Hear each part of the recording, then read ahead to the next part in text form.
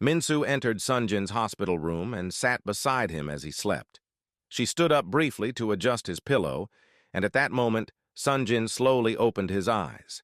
He looked at her lovingly. Minsu asked if he was okay and whether he was in any pain. Sunjin responded that he was fine, and mentioned that he had been given painkillers. Attempting to sit up, he asked about Woobin's surgery. Minsu advised him to rest and informed him that there had been no news yet, though she was confident Woobin would be okay. She took his hand and told him how proud she was of him for saving Woobin's life, a gesture she said was truly needed. Sunjin responded that it was something that had to be done. He suggested that once Woobin recovered, the four of them should go on a double vacation, himself, Minsu, Woobin, and Yuna. Minsu smiled and said it was a great idea. She asked if that meant he now approved of Yuna being with Woobin. Sunjin nodded and said that life was too short not to spend it with the people one loved. He added that if Yuna and Woobin truly loved each other, there was no reason to keep them apart. Minsu was touched by his change of heart and felt excited for the future when everything would be okay and she could finally tell him the good news about the baby.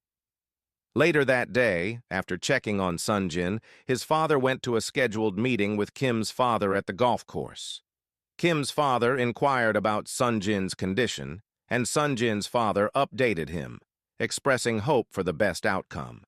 Kim's father apologized, saying that he had been shocked by his daughter's actions and had thought she had moved on. He assured Sunjin's father that he would ensure justice was served and that Kim would receive the punishment she deserved, regardless of her being his daughter. He called her actions evil and inexcusable. Sunjin's father told him it was not his fault and added that, fortunately, Woobin had survived. Otherwise, the situation would have been much worse.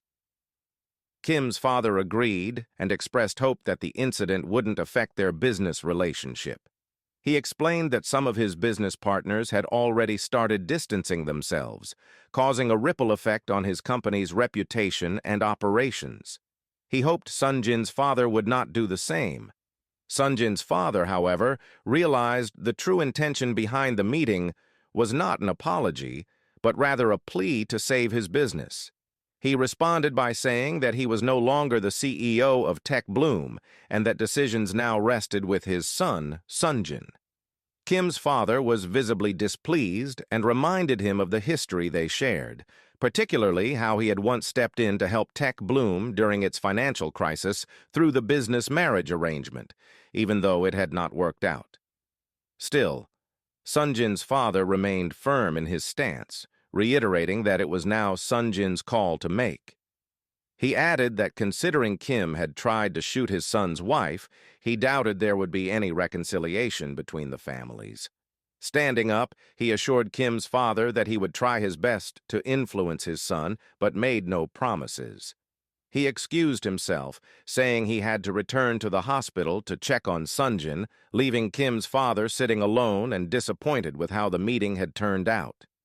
Anger built inside him as he contemplated how Kim had damaged both his business and reputation.